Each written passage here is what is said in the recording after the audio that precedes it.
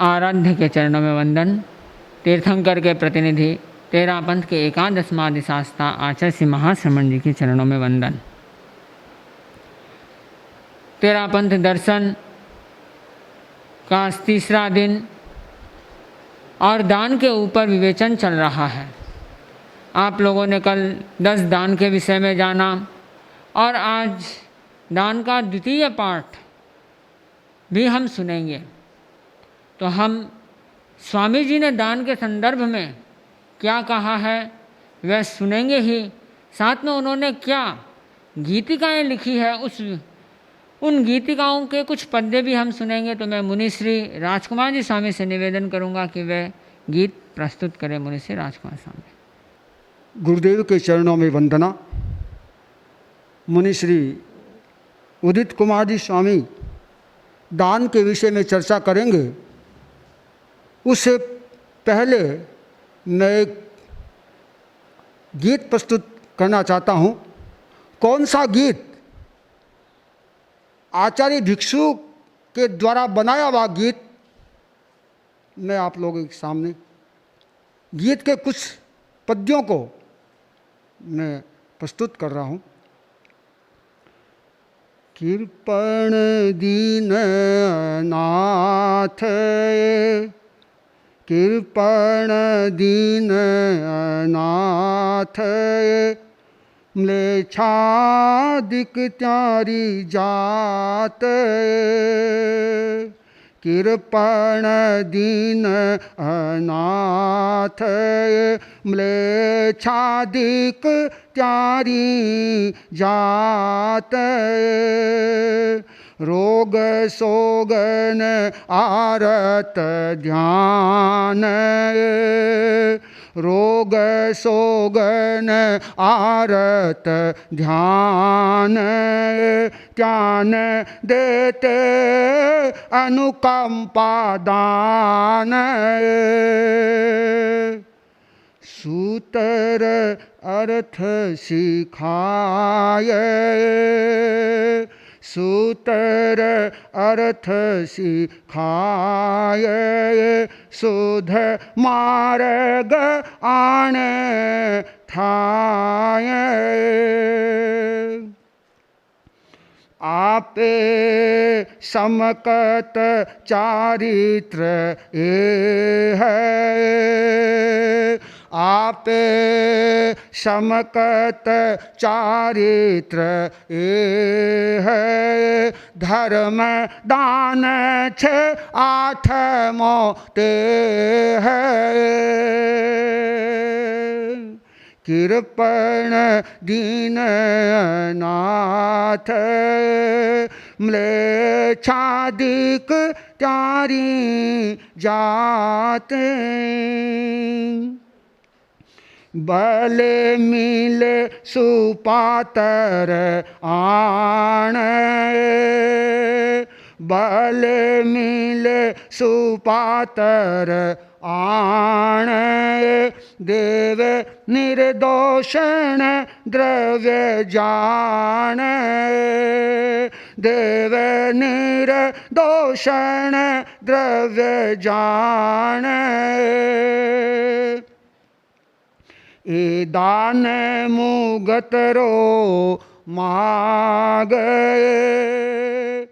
ए दान मुगत रो मागए, दिया दल दर जावे भागए, दिया दल दर जावे भागए, 6 काय मारण रा त्याग, 6 काय मारण रा त्याग, कोई पचख आन वे राग, अभय दान कयो जिनरा ये, अभय दान कयो जिन राय, धर्म दान में मिलियो आए। धर्म अधर्म दान छे दो ये, धर्म अधर्म दान छे दो ये, तीन मिश्र में जानो को ये। किम सर ध मिथ्याति जीव, किम सर ध मिथ्याति जीव, मूल में नहीं समकत नीव, मूल में नहीं समकत नीव। कृपण दीन अनाथ, कृपण दीन अनाथ, म्लेच्छादिक त्यारी जात, रोग शोगन आरत ध्यान, रोग शोगन आरत ध्यान, ध्यान देते अनुकंपा दान, ध्यान देते अनुकंपा दान, ध्यान देते अनुकंपा दान। आराध्य के चरणों में वंदन। ऐसा दान जो हमें मुक्ति देता है, वह दान जिसे देकर शालिभद्र ने अपार संपदाओं को प्राप्त किया, जो दान निर्वध्य है, धर्म दान है। हम सुने मुनिश्री उदित कुमार जी स्वामी से धर्म दान, शुद्ध स्वरूप के ऊपर निवेदन मुनि प्रवर। धम्मो मंगल मुक्तिठम अहिंसा संजमो तवो, देवावितम नमंसन्ति जस्स धम्मे शयामणो। अंतः विराजमान परम श्रद्धेय आचार्य प्रवर, उपस्थित श्रोताओं,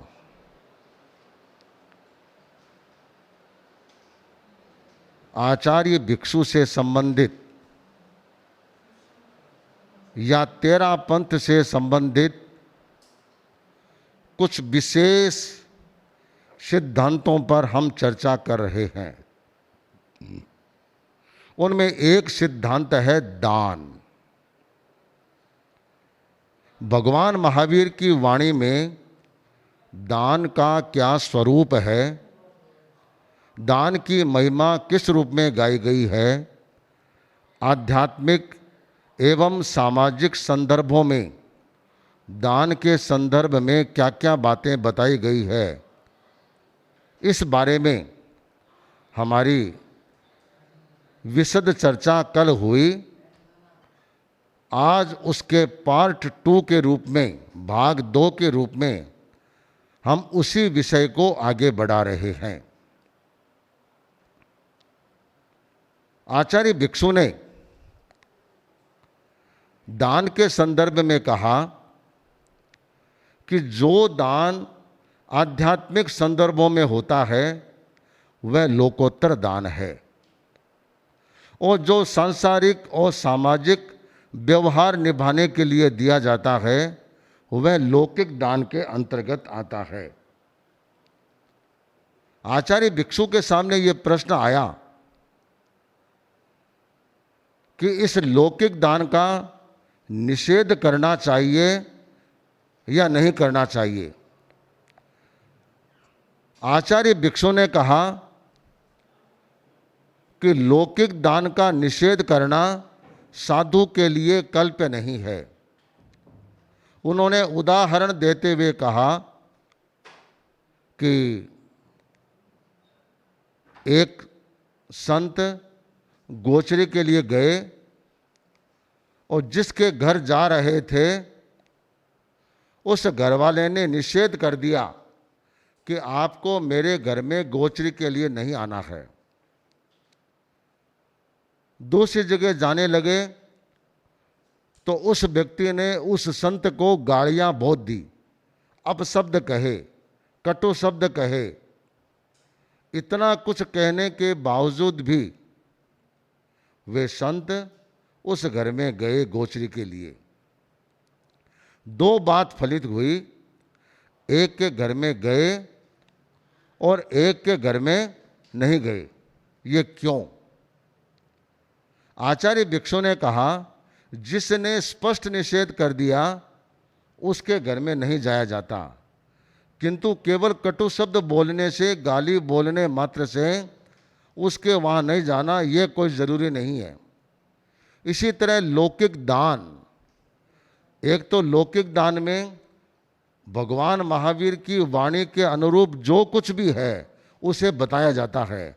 जैसे लौकिक दान अधर्म के अंतर्गत आता है, उसे बताना कोई बुरा नहीं है, किंतु लौकिक दान देने का निषेध करना यह अलग चीज़ है।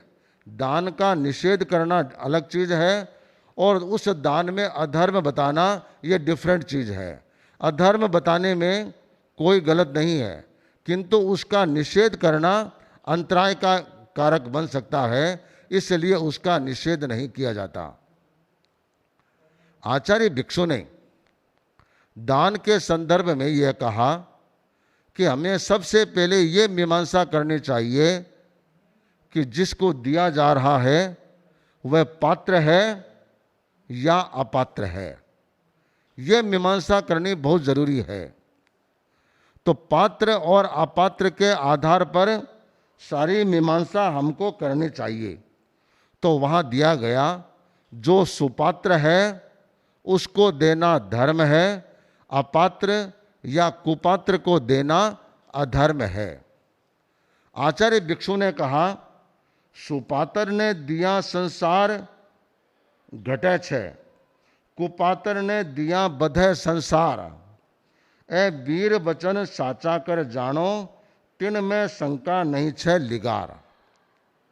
उन्हें बहुत स्पष्टता से कहा कि सुपात्र को दान दिया जाता है, उससे संसार का परिभ्रमण घटता है। कुपात्र को दान देने से संसार का परिभ्रमण वृद्धिंगत होता है। ये वीर वचन, महावीर की वाणी, ये यथार्थ है, सत्य है, निस्संक है। इसका अनुपालन करना चाहिए। इसमें किसी भी प्रकार की शंका नहीं करनी चाहिए, संशय नहीं करना चाहिए। यह आचार्य भिक्षु ने स्पष्ट कहा। अब अपना हमारे सामने प्रश्न होता है कि केवल आचार्य भिक्षु ने दान के संदर्भ में पात्र अपात्र की चर्चा की है या अन्य ग्रंथों में या अन्य अध्यात्म के आचार्यों ने भी क्या पात्र अपात्र की चर्चा की है? तो वहाँ वर्णन आता है कि अनेक अनेक ग्रंथों में अनेक अनेक आचार्यों ने पात्र अपात्र की चर्चा की है। तो संक्षेप में उनको भी पाठकों को और श्रोताओं को जानना चाहिए कि वे कौन कौन से आचार्य और ग्रंथ हुए जिन्होंने पात्र अपात्र की चर्चा की है। हमारा एक विशिष्ट आगम है उत्तराध्ययन सूत्र। उसके 12वें अध्ययन में हरिकेश बल मुनि का वर्णन आता है। हरिकेश बल मुनि जाति से चांडाल थे, अर्थात उस समय की मान्यता के अनुसार वे शूद्र जाति से थे। तो जो जाति से अपने आप को आभिजात्य मानते थे, वरिष्ठ मानते थे, वे उनकी छाया से भी बचते थे।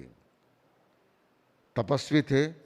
उनके जीवन के बारे में बहुत वर्णन आता है कि वे शूद्र भी थे और चेहरे से असुंदर थे और आर्थिक दृष्टि से असंपन्न थे। इस कारण से परिवार में भी उसका सम्मान नहीं था, पास पड़ोस में भी सम्मान नहीं था और सब लोग उसको दुत्कारते थे। वे जीवन से घबरा करके और मरने के लिए गए, किंतु जहाँ मरने के लिए गए वहाँ एक विशिष्ट संत ध्यान कर रहे थे। उन्होंने उनको देखा, उनका ध्यान उस समय संपन्न हुआ था। उसको उपदेश दिया, देख भैया, ये जो सब कुछ तुम जिससे घृणा कर रहे हो और जिससे घबरा करके तुम मृत्यु का आलिंगन करना चाहते हो, ये सब कर्मजन्य है, पापजन्य है। तुम साधना करो और उन कर्मों को समाप्त करो, सब तरह से ठीक हो जाएगा। संतों का उपदेश मिला और वे संत बन गए। और संत बनने के बाद वे एक अच्छे तपस्वी बन गए। उनकी तपस्या से प्रभावित होकर एक यक्ष उनकी सेवा में रहने लगा। एक दिन पारणा के लिए वे यज्ञ मंडप में चले गए और यज्ञ जहाँ होता है वहाँ खाने पीने की भी पूरी व्यवस्था होती है।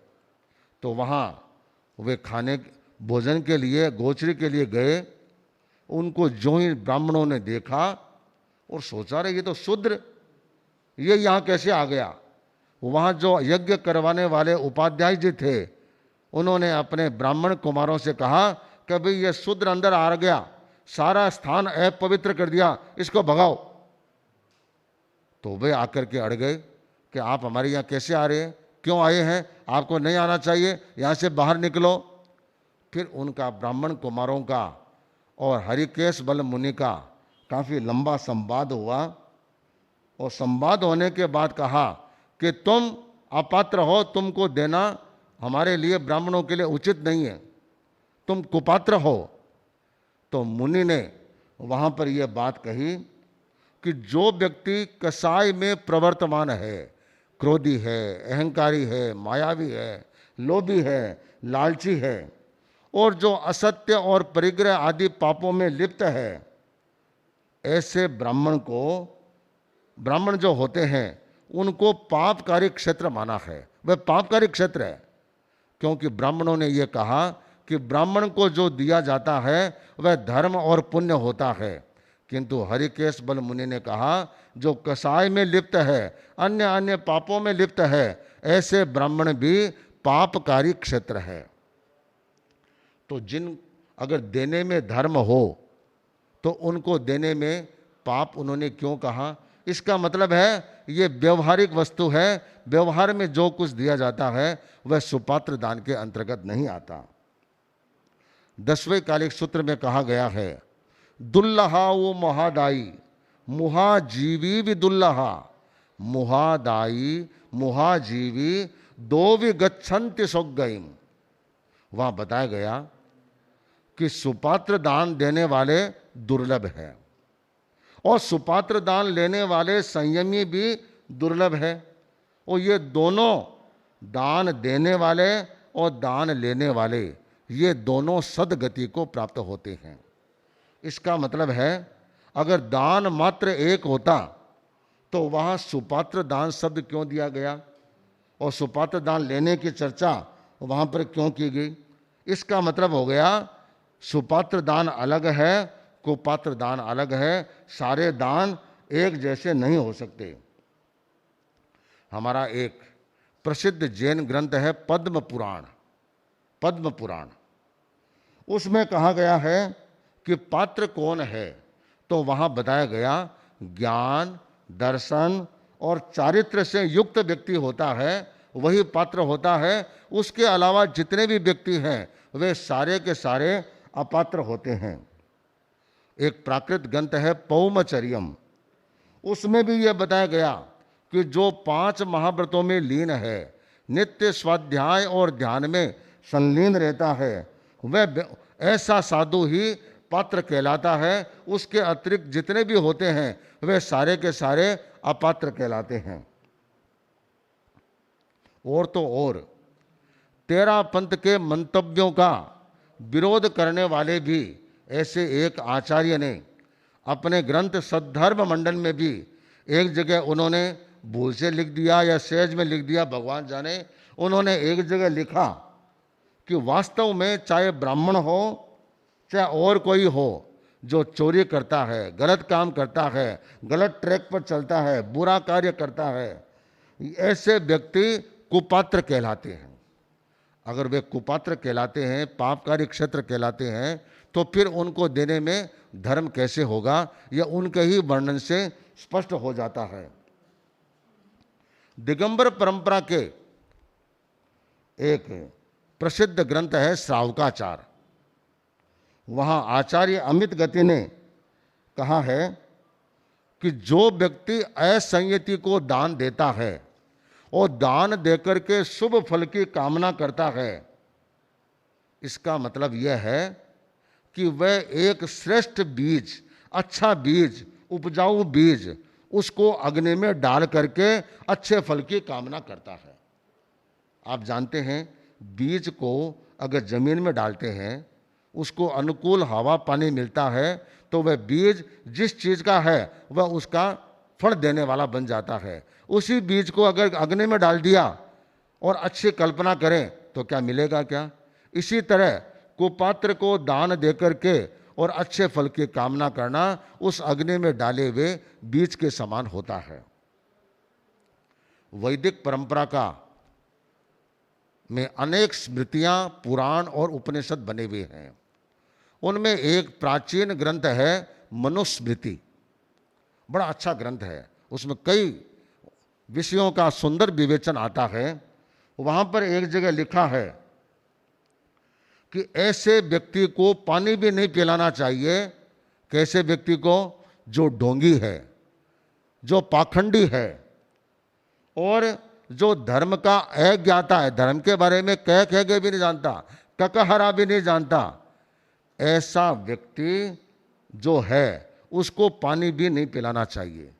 इसका मतलब भोजन और पानी पिलाने में, भोजन कराने में, पानी पिलाने में भी उस मनुस्मृति में भी ये भेद किया गया है, किसको पिलाना किसको नहीं पिलाना। इसका मतलब दान देने में सबको समान रूप से नहीं तोला जाता।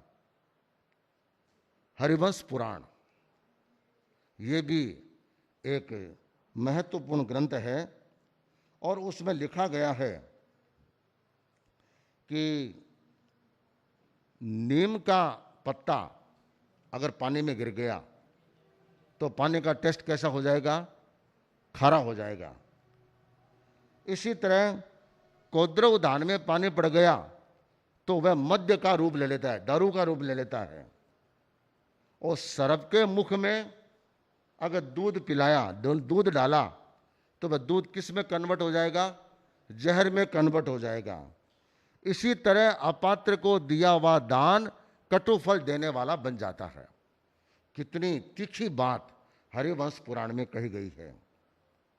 वसुनंदी श्रावकाचार, उसमें कहा गया कि एक बीज को ऊसर भूमि में डाल दिया, पथरीली भूमि में डाल दिया, तो वह बीज विनष्ट हो जाता है, वह फल देने वाला नहीं होता। इसी तरह अपात्र को दान देने का मतलब है ऊसर भूमि में बीज को डालना, और वह निष्फल हो जाता है। रत्नकरंड श्रावकाचार, धर्म सर्वस्व अधिकार, उसमें भी इसी तरह की बात कही गई है। वेद व्यास जी ने महाभारत की रचना की और महाभारत में एक जगह कहा गया कि गंगा जल सनातन परंपरा में विशुद्ध माना जाता है। उसके साथ अध्यात्म की का भाव भी जुड़ा हुआ है कि गंगा जल की एक बूंद भी कहीं पड़ जाए तो वह चीज शुद्ध मानी जाती है। कहीं कोई अशुद्ध स्थान हो गया, उसको गंगा जल से धुलाई कर दी, इसका मतलब वह स्थान एकदम शुद्ध हो गया। कुत्ते के ऊपर गंगा जल डाला या पूंछ के ऊपर डाला तो क्या पूंछ सीधी हो गई क्या? तो वह गंगा जल डाला हुआ वेस्टेज हो जाता है, निष्फल हो जाता है। दारू का घड़ा है और उसमें दूध डाल दिया तो क्या वह दूध पेय के रूप में काम आएगा क्या? जैसे वह काम नहीं आता, इसी तरह कुपात्र को दी हुई विद्या, कुपात्र को दिया हुआ ज्ञान निष्फल होता है और वह घातक बन जाता है।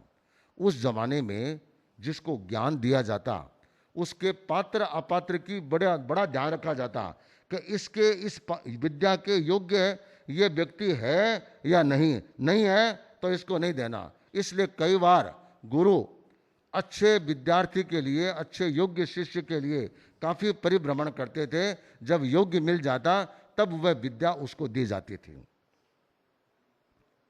एक नमी पबज्जा अध्ययन आता है, उसमें भी ये बताया गया कि ये गोदान आदि जितने भी हैं ये सारे लौकिक कार्य हैं। ये कितने कितने ग्रंथों में पात्र अपात्र की चर्चा आई है।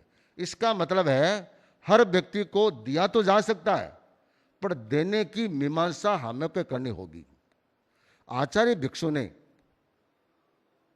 लौकिक और लोकोत्तर की बड़ी व्यापक चर्चा की। जो दान देने के सुपात्र दान के योग्य है उनको क्या कहा गया? लोकोत्तर दान कहा गया। जो उसके योग्य नहीं है उसको लौकिक दान कहा गया। उन्होंने ये बात प्रमुख रूप से कही गई कि सुपात्र कौन। कल हमने 10 प्रकार के दान की चर्चा की, उसमें एक दान था धर्म दान। अभी आप आचार्य भिक्षु विरचित एक गीतिका भी आप सुन रहे थे, उसमें भी धर्म दान की चर्चा आई। अर्थात जो सीधा सीधा आत्म विशुद्धि के साथ जुड़ा हुआ है, कर्म निर्जरा के साथ जुड़ा हुआ है, तो वह धर्मदान।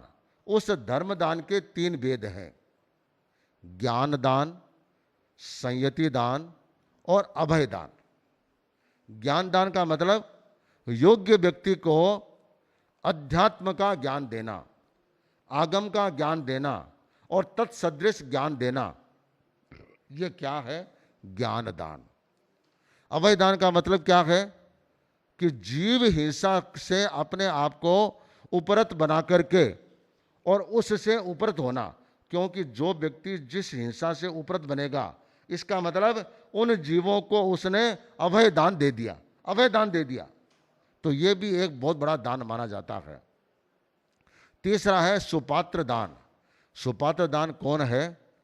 कि जो 5 महाव्रतों का पालन करता है, 5 समिति और 3 गुप्ती से युक्त होता है, जो शुद्ध साधुत्व का पालन करता है, जो आराधक होता है।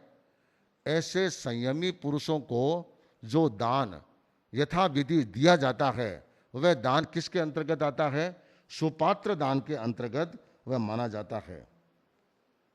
आचार्य भिक्षु ने सुपात्र कुपात्र की जो चर्चा की है वह उनके अपने दिमागी उपज नहीं है। भगवान महावीर की वाणी में जो कुछ आया उसी को उन्होंने प्रस्तुत किया। क्योंकि उस समय में पात्र कुपात्र का भेद खत्म कर दिया गया और किसी को भी कोई चीज देने में अध्यात्म माना जाने लगा। एक बार एक जैन परंपरा के प्रमुख आचार्य परिभ्रमण करते करते राजस्थान के शेखावाटी में फतेहपुर पधारे। फतेहपुर में क्योंकि किसी भी परंपरा के कोई विशिष्ट आचार्य आते हैं तो उस परंपरा को मानने वाले वहाँ तो कोई श्रावक नहीं था, किंतु उनकी व्यवस्था सारी तेरापन समाज ने की। तो व्यवहार निभाने के लिए पहले दिन प्रवचन में अपने समाज के लोग गए। उन्होंने अपने प्रवचन में कई बातों की चर्चा करते हुए उन्होंने कहा कि दान देना धर्म है, चाहे वह किसी को कोई भी वस्तु क्यों न दी जाए, उसमें धर्म होता है। तेरापंथी लोग इस दान में किसी किसी दान में अधर्म मानते हैं, ये घोर मिथ्यात्व है। इस तरह की बातें उन्होंने अपने प्रवचन में कही। जबकि अन्य क्षेत्रों में जाते हैं तो ऐसी कंट्रोवर्सी की बात सामान्यतः नहीं की जाती, किंतु उनका अपना अधिकार है बोलने का। उन्होंने अपनी बात कही, प्रवचन समाप्त हो गया। दुगड़ परिवार फतेहपुर में काफ़ी बड़ी संख्या में है, काफ़ी परिवार वहाँ पर है। दुगड़ परिवार का एक व्यक्ति आगे आया कि आचार्य जी, आपने एक बात कही कि तेरापंथी दान को विशेष मानते नहीं है और वे इस दान की आलोचना करते हैं, निंदा करते हैं, मना करते हैं। इस कारण से वे घोर मिथ्यात्व का आचरण करते हैं। आपसे मेरा प्रश्न है, तो क्या आपकी परंपरा में किसी भी व्यक्ति को कोई भी वस्तु देने से धर्म होगा? बिल्कुल, हम उसमें धर्म मानते हैं। तो यह भी सुनिश्चित है कि जब गृहस्थ को वह कड़पता है तो साधु को तो निश्चित रूप से कड़पेगा। जो चीज साधु को नहीं कड़पती वह श्रावक को नहीं कड़पेगी, और जिस चीज को करने में श्रावक को धर्म होता है तो वह चीज साधु को भी धर्म होगा। दोनों का धर्म तो अलग अलग होता नहीं। हाँ, विभेद हो सकता है, चिंतन हो सकता है, किंतु उसकी व्याख्या अलग हो सकती है, किंतु अलग अलग तो नहीं किया जा सकता। हाँ, बिल्कुल सही कहा है। तो आचार्य जी, मेरे यहाँ पर दान का होलसेल काम है, होलसेल काम है, और मेरी दुकान और गोदाम में सैकड़ों सैकड़ों धान की बोरियां हैं, और एक एक बोरी में एक एक क्विंटल धान है। एक काम करता हूं मैं, मेरे पास में ब्राह्मणों के घर हैं, उनको मैं ले आता हूं और एक बोरी धान यहाँ ले आता हूं। आप और आपके जितने साधु हैं एक एक मुट्ठी धान इन ब्राह्मणों को दे दो।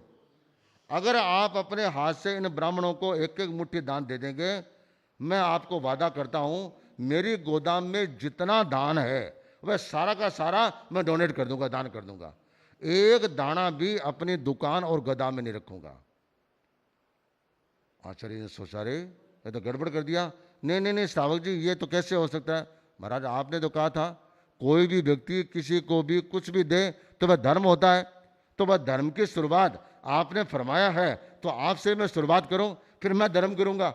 आपसे तो एक मुट्ठी दिलवाता हूं, बाकी सैकड़ों बोरियां तो मैं दूंगा। आपसे तो मेरे कितना लाख गुना, करोड़ गुना, खरब गुना कितना मेरे को धर्म और पुण्य होगा। तो आपसे, क्योंकि कोई भी काम की शुरुआत है बड़े से करनी चाहिए। आप हमारे जैन परंपरा के प्रखर आचार्य हैं, तो मैं आपसे इस चीज़ की शुरुआत करवाना चाहता हूँ। नहीं नहीं श्रावक जी, हमारे को तो कड़पता ही नहीं है। महाराज, क्यों नहीं कड़पता आपको? क्या इस दान में तो जीव होता है। आचार्य जी, जिस चीज़ को हाथ में लेने से हिंसा होती है और जिसको देने में आपको धर्म नहीं होता है, पाप का बंधन होता है, तो हम श्रावकों को कैसे कड़पेगा? एक काम करो, चलो आप नहीं देते हैं, मैं एक बार सामयिक पचकता हूँ, और सामयिक पचकने के बाद आप मुझे आदेश दो कि तुम अपने मुट्ठी में लेकर के ये दान गरीबों को दो। ऐसे श्रावक का नियम होता है, जब 9वां व्रत स्वीकार करते हैं तो वह किसी भी प्रकार की हिंसा में लिप्त नहीं हो सकता। सामायिक वाला हिंसा में लिप्त नहीं हो सकता, साधु हिंसा में लिप्त नहीं हो सकता, तो बाकी लोगों को आप पाप क्यों करवाते हो? ये हिंसा क्यों करवाते हो? हिंसा और अहिंसा सर्वत्र एक जैसे होने चाहिए। मेरे लिए तो अहिंसा अलग है, और हमारे मुनि मनन कुमार जी के लिए अहिंसा अलग है, और अमर सिंह जी के लिए अहिंसा अलग है। यह कैसे हो सकती है? अहिंसा तो सबके लिए समान रूप से होनी चाहिए, एक जैसी होनी चाहिए। आप ऐसे कैसे कहते हैं? वे निरुत्तर हो गए। जो चीज एक बात कही जाती है वह तर्क की कसौटी पर सही उतरनी चाहिए। अगर वह तर्क की कसौटी पर सही नहीं उतरी तो उसका कोई मतलब नहीं है। और सबसे बड़ी बात तो यह है कि दान देने का अधिकारी कौन और दान लेने का अधिकारी कौन, यह हमारे सामने एक प्रश्न आता है। तो यह आया कि दान देने का अधिकारी वही व्यक्ति बनता है कि जो साध्वाचार के नियमों का बराबर पालन करता है। गोचरी देने के लिए हमारे कुछ नियम बनाए हुए हैं, उन नियमों का जो बराबर पालन करे, उस पालन करने वाला व्यक्ति अगर वह दान देता है तो वह दान देने का अधिकारी होता है। दान लेने का अधिकारी कौन? दान लेने का अधिकारी वह होता है जो संयमी पुरुष होता है। संयमी पुरुष होता है, 5 महाव्रतों का पालन करता है, वही व्यक्ति दान का अधिकारी बनता है, दान लेने का अधिकारी बनता है। इसलिए दान लेने और देने का अधिकारी आचार्य भिक्षु ने स्पष्ट किया। फिर प्रश्न आया कि साधु साधु को देता है, क्या वह दान है? आचार्य भिक्षु ने कहा, साधु साधु को देता है वह वैयावृत्ति के अंतर्गत आता है, सेवा के अंतर्गत आता है। वह दान के अंतर्गत नहीं आता। जो गृहस्थ देता है वह दान होता है, साधु साधु को देता है वह उसके सहयोग के रूप में, वैयावृत्ति के रूप में उनके सामने आता है। फिर प्रश्न आया, साधु शुद्ध है, शुद्ध संत है, और उसको जिसने दान दिया वह दान अशुद्ध है, और गृहस्थ ने जानबूझ करके वह अशुद्ध दान दिया, तो उसका क्या होगा?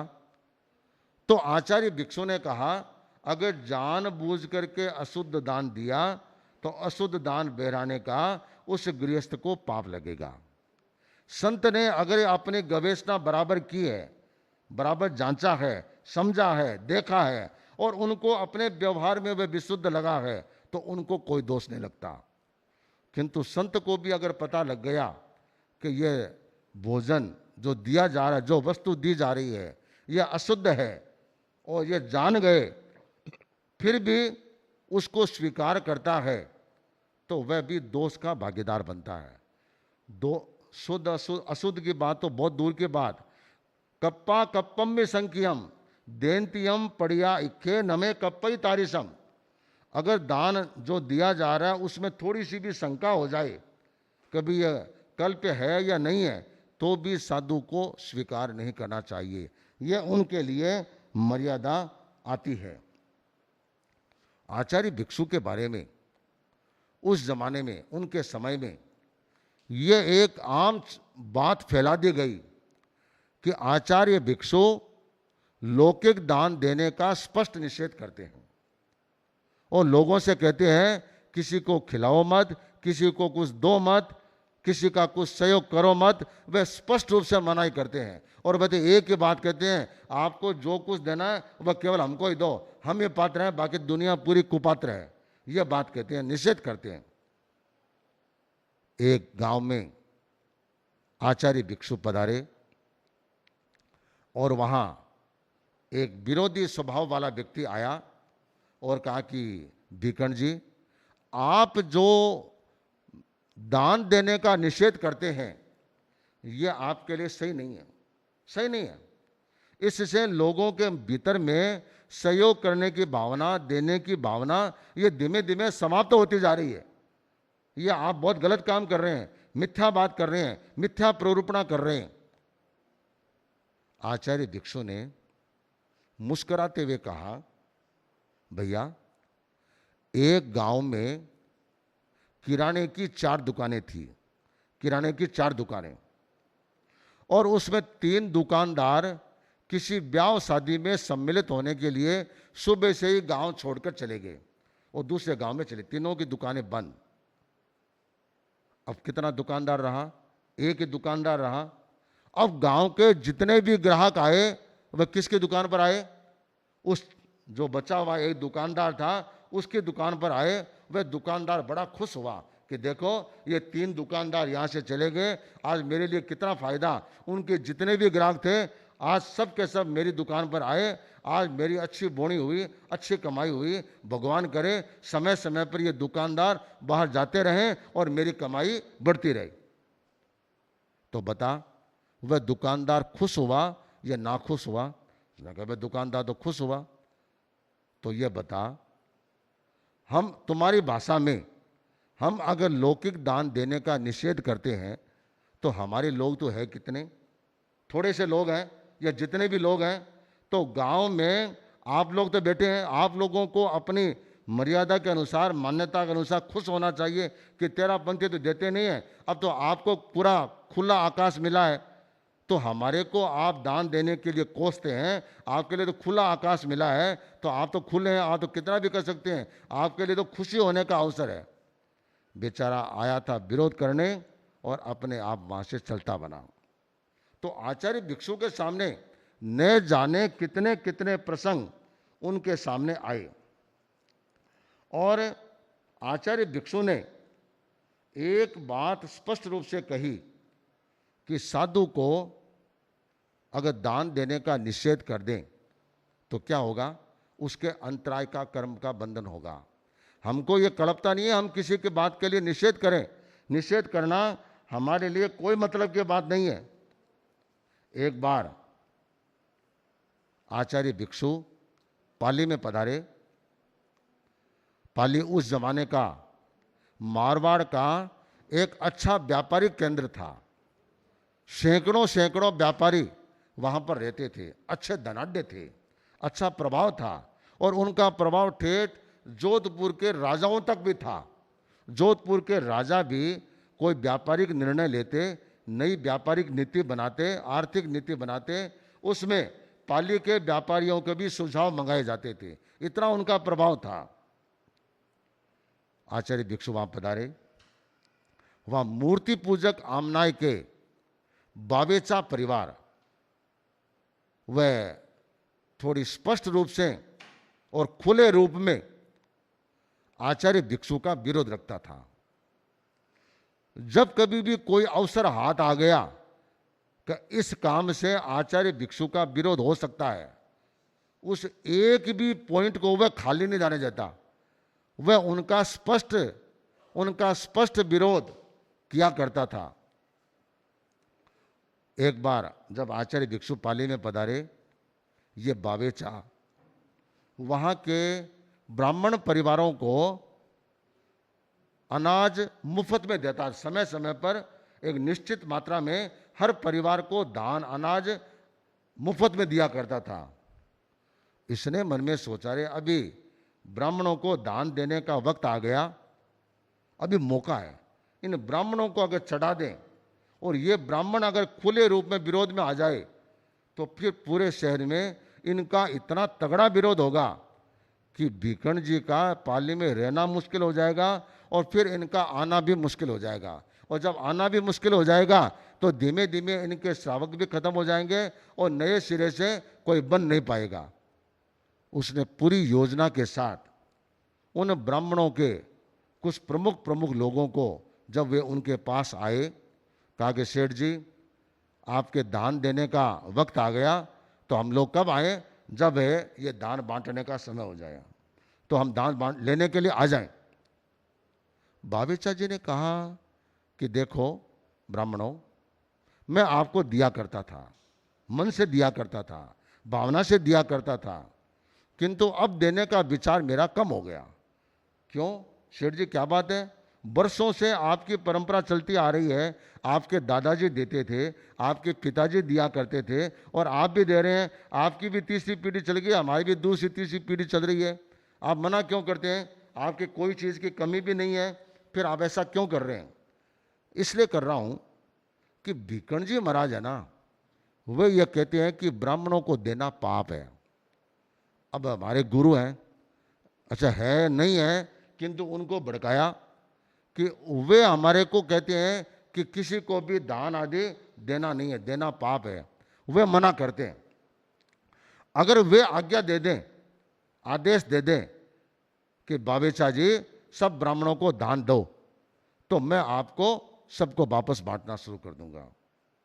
ब्राह्मण लोग बड़े क्रुद्ध हुए, आवेश में आ गए, गुस्से में आ गए और वे 5-7 प्रमुख ब्राह्मण अन्य ब्राह्मणों को इकट्ठा किया। 30-40 ब्राह्मणों को लेकर के और आचार्य भिक्षु जहां ठहरे हुए थे वहां पर आए। दूर से देखा आचार्य भिक्षु ने, सोचा रे ब्राह्मण मेरे पास आ रहे हैं। ब्राह्मण तो सामान्यतः कोई एक आधा मेरे परिचित है वे तो आ जाते हैं, किंतु इतने सारे ब्राह्मण आ रहे हैं और चेहरे पर थोड़ा सा आवेश का भाव लगता है। आचार्य भिक्षु तो प्रत्युत्पन्न मति वाले थे, वे दूर से ही आने वाले व्यक्ति को देखकर यह भांप लेते कि यह किस मनसा से आया है, किस भावना से आया है, किस उद्देश्य से आया है। तो वे अंदर आए, अंदर आकर के किसी से पूछा कि भीखंड जी कौन है? कि भीखंड जी ये सामने बैठे हुए हैं। थोड़ा नज़दीक आए, उनमें जो प्रमुख थे कहा कि भीखंड जी महाराज, हाँ बोलो पंडित जी बोलो, क्या बात है? क्या आपने तो हमारी रोजी रोटी छीन ली। कैसे? हम आपकी रोजी रोटी क्यों छीनेंगे? बोलो क्या बात है?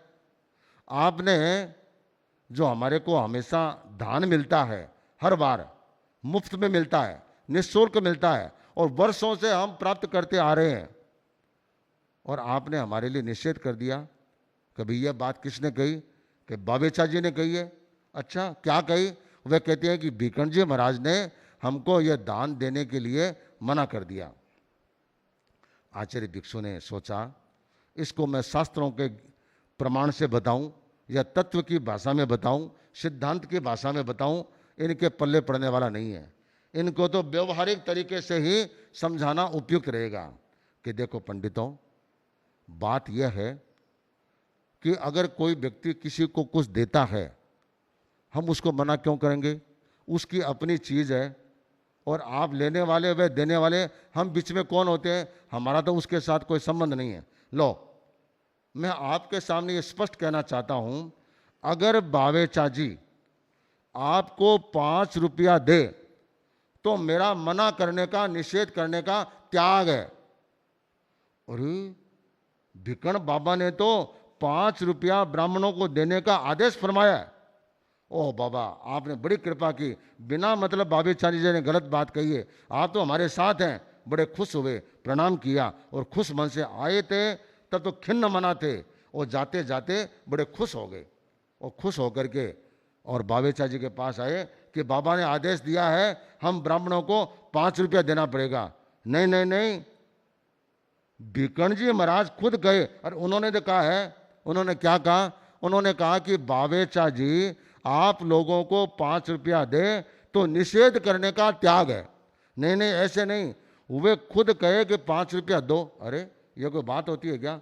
साधुओं की अपनी अपनी भाषा होती है। हमारे मंदिर में प्रसाद खाना होता है तो उसको हम क्या बोलते हैं? आज प्रसाद है तो वह खाना ही, तो खाना को प्रसाद बोलते हैं। अलग अलग जगह अलग अलग नाम होते हैं, तो उनकी साधु की अपनी भाषा है। उन्होंने साफ कहा है कि 5 रुपया दे तो मेरे को मना करने का त्याग है। अब आपको 5 रुपये देना पड़ेगा। बेचारे बाबेचा जी फंस गए। उस जमाने में 5 रुपया बहुत मायने रखता था। आजकल तो 5 रुपया कोई मायने नहीं रखता है। एक छोटी सी चॉकलेट लेने जाए तो भी 5 रुपया, को चोखी अच्छी चॉकलेट भी लेना चाहे तो भी 5 रुपये में आनी बड़ी मुश्किल होती है। उस जमाने में एक बर्फ़ खानी होती, थोड़ी कैंडी खानी होती, 5-10 पैसे में आ जाती। आज अच्छी कैंडी खाए तो सिर्फ 5 रुपये में आनी मुश्किल हो जाती है। इतना महंगा यह हो गया। परंतु उस जमाने में 5 रुपया बहुत मायने रखता था। 1 रुपये में 1 मण धान आ जाता, 1 मण धान आ जाता, कितने किलो दूध आ जाता, और उस समय का शुद्ध घी वे भी कई किलो आ जाता। इतना सस्ते बड़ा था। वह 5 रुपया अपने गले में से निकालकर उन ब्राह्मणों को देना पड़ा। तो वास्तव में आचार्य भिक्षु ने यह स्पष्ट कहा कि सुपात्र और कुपात्र की व्याख्या करना यह मेरा काम है, धर्म है। कि सुपात्र को देना अध्यात्म की दृष्टि से धर्म है, कुपात्र को देना अध्यात्म की दृष्टि से पाप है। ये व्याख्या करना मेरा अधिकार है। किंतु कोई किसी को कुछ दे रहा है, उसका निषेध करना यह मेरा साध्वाचार नहीं है, यह मेरे लिए अनुकूल नहीं है। ये उन्होंने साफ कहा। और उन्होंने एक उदाहरण और दिया कि हमारे जैन आगमों में एक आगम ऐसा है जो दंड का विधान करता है। वह है निशीत सूत्र। उसमें साधु ये काम करे तो यह दंड, ये गलती कर दे तो यह दंड, उसमें पूरा विस्तार से उसमें वर्णन आता है। वह आया है, अगर कोई साधु लौकिक दान के बारे में कोई ये कह दे कि कोई भी दान दो उसमें धर्म होता है और उसमें पात्र अपात्र का कोई चर्चा नहीं करता, वह दंड का अधिकारी होता है, उसे दंड का विधान दिया गया है। तो जहाँ स्पष्ट रूप से बताया गया है कि अपात्र को देने की केवल प्रशंसा करना, बात कहना, वह भी दंडनीय अपराध माना गया, तो देने में तो क्या होगा वह तो हम अच्छे तरह से उसको समझ सकते हैं। अब एक बात हमारे सामने और आती है कि हमारे परंपरा में सुपात्र दान देने की बड़ी उत्कंठा रही है और हमारे श्रावक और श्राविका सुपात्र दान देने के लिए कटिबद्ध रहते हैं। और सुपात्र दान लग जाता है, इतने प्रसन्न चित्त होते हैं, इतने खुश होते हैं। और हमारी परंपरा में तो ये कहा गया है, साधु संत हो या न हो, श्रावक, अच्छे श्रावक, क्रियावान श्रावक, जब उनके खाने के टेबल पर थाली आ जाती है, खाना परोसा जाता है, तो वे 1 मिनट के लिए भावना बातें हैं। अगर शुद्ध चारित्र आत्मा यहाँ पधार जाए और मैं अपनी थाली में से कुछ एक कवा भी दूं, वे भी सुपान अच्छे संतों को मैं दान दे दूं, ये भावना भाता है। जानता है यहाँ कोई आने वाला नहीं है, फिर भी भावना भाता है, तो उसको कितना बड़ा लाभ मिलता है। भीलवाड़ा के पास एक छोटा गांव है बोरियापुरा,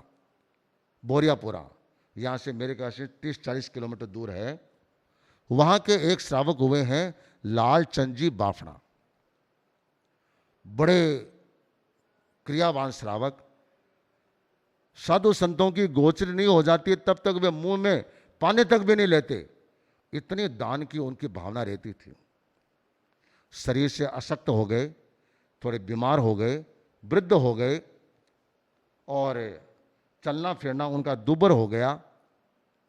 एक बार बीमार होने से उनकी एक पुत्री जो उनसे मिलने के लिए आई, तो उनको मुनक्का का बड़ा शौक था, तो पचाई हुई मुनक्का लेकर के वह वहाँ पर आई। कहा कि बापूजी ये मुनक्का रखो, बीच बीच में इसको खाते रहो, आपका मुंह भी साफ रहेगा और आपके लिए ठीक रहेगा। इसने कहा कि देख, तू इतनी अच्छी मुनक्का लाई है और तू मेरे लिए लाई है, मुझे खाना है, किंतु अगर ये संतों को दान लग जाए तो कितना अच्छा हो जाए। बेटी हंसी, या आसपास में कोई साधु सतियाँ सुनाई नहीं है कि वो आए हुए हैं, तो दान कैसे लगेगा।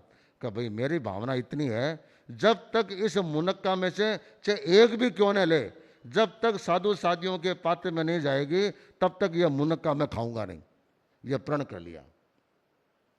संयोग ऐसा बना, आशा होली गांव उसके पास में ही है। हम पिछली बार परम पूज्य आचार्य श्री महासमण जी के साथ इन सभी गांवों की यात्रा की थी। तो आशा होली में सतियां थी, ये सारे गांव 1 कोस 1.5 कोस 2.25 कोस एक दूसरे की ज़्यादा दूर नहीं है। तो सतियों को पता चला कि लालचंद जी बाफना बीमार है। अच्छे श्रावक सब साधु सतियां जानते थे। उनको दर्शन देने के उद्देश्य से सतियां वहाँ से चली कि सुबह सुबह चलते हैं, श्रावक जी को दर्शन दे देते हैं। तो वाया चांद्रास होकर के, और वह कहाँ पर आई, बोरियापुरा में आई और उनके घर पर आई। देखा तो श्रावक जी अवाक रह गए। सोचा दूर दूर तक संभावना नहीं थी कि कोई चारित्र आत्मा पधारेंगी, और ये पधारे हैं।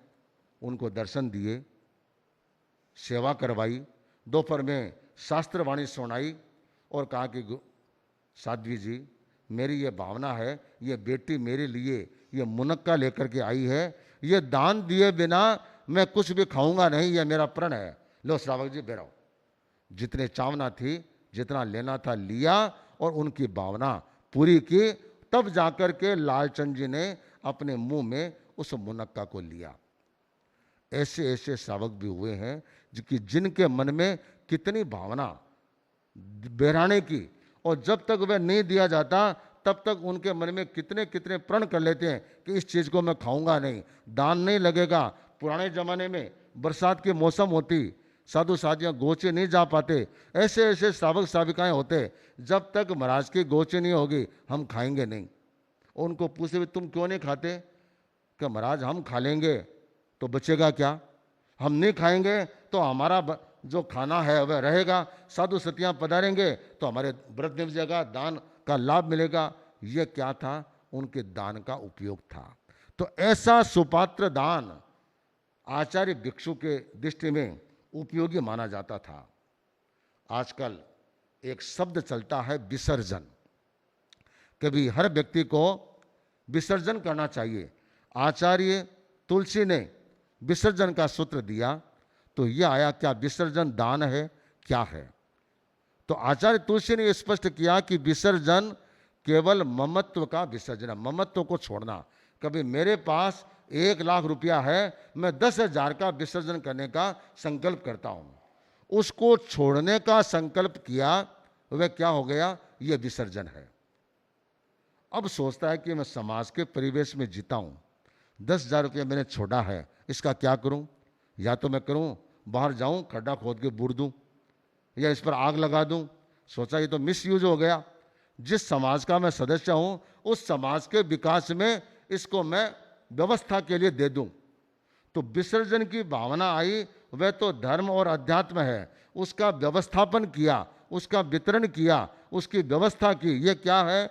यह सारा का सारा लौकिक है, वह कभी धर्म और अध्यात्म के लिए नहीं आता। लोग समाज की व्यवस्था चलाने के लिए चंदा आदि देते हैं। यह चंदा आदि देना क्या है? यह धर्म और अध्यात्म नहीं है। चंदा आदि को धर्म और अध्यात्म मान लिया तो फिर पैसा देना अगर धर्म हो गया तो फिर पैसा कमाना भी धर्म हो जाएगा। फिर पैसे का संग्रह करना वह भी धर्म और अध्यात्म के अंतर्गत हो जाएगा। इसलिए आचार्य भिक्षु की भाषा में हम ये बात समझें कि दान दो प्रकार का होता है, सुपात्र दान और कुपात्र दान।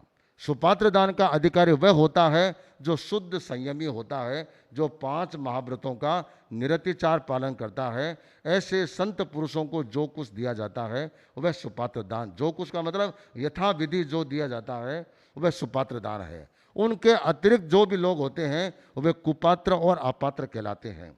किंतु व्यवहार में ये व्यक्ति अपना कर्तव्य निभाता है कि उनको जो भी अपेक्षित है उनको हम सहयोग करें। आचार्य भिक्षु ने कहा अगर उसको देने का निषेध करेंगे तो अंतराय कर्म का बंधन होगा। निषेध करना हमारा काम नहीं है, धर्म और अध्यात्म की चर्चा करना हमारा काम है। तो आचार्य भिक्षु ने इस दान की विस्तृत चर्चा की। दान आचार्य भिक्षु का नहीं, भगवान महावीर का सार रूप वाणी है। उसी वाणी को उन्होंने लौकिक और लोकोत्तर के सामने प्रस्तुत किया। इसको हम अच्छे ढंग से समझें, लौकिक और लोकोत्तर की भेद रेखा को अच्छे ढंग से समझें और लोकोत्तर की दिशा में आगे बढ़े। लौकिक जहाँ कहीं भी अपेक्षित है संसार में रहता हुआ व्यक्ति वह करता है, किंतु वह करता है अपना कर्तव्य समझने के लिए और लौकिक को वह लौकिक मान करके करता है। इस तथ्य को हृदयंगम करें और इस तथ्य को अच्छे ढंग से समझने का प्रयास करें। इसी भावना के साथ ओम अरहम। दान के संदर्भ में आपने धर्म अधर्म की चर्चा सुनी। कौन सा दान देना धर्म है, कौन सा दान देना लौकिक है, अधर्म है, इन सभी विषयों को सम्यक प्रकार से समझ करके व्यक्ति अध्यात्म की पथ की ओर बढ़े। यह प्रेरणा हमें मुनिश्री से प्राप्त हुई। अब मैं मुनिश्री से निवेदन करूंगा मंगल पाठ के लिए। चत्तारि मंगलम अर्हंता मंगलम सिद्धा मंगलम साहू मंगलम केवली पन्नतो धम्मो मंगलम। चत्तारि लोगोत्तमा अर्हंता लोगोत्तमा सिद्धा लोगोत्तमा साहू लोगोत्तमा केवली पन्नतो धम्मो लोगोत्तमो। चत्तारि शरणं पवज्जामि अर्हन्ते शरणं पवज्जामि सिद्धे शरणं पवज्जामि साहू शरणं पवज्जामि केवली पन्नत्तं धम्मं शरणं पवज्जामि।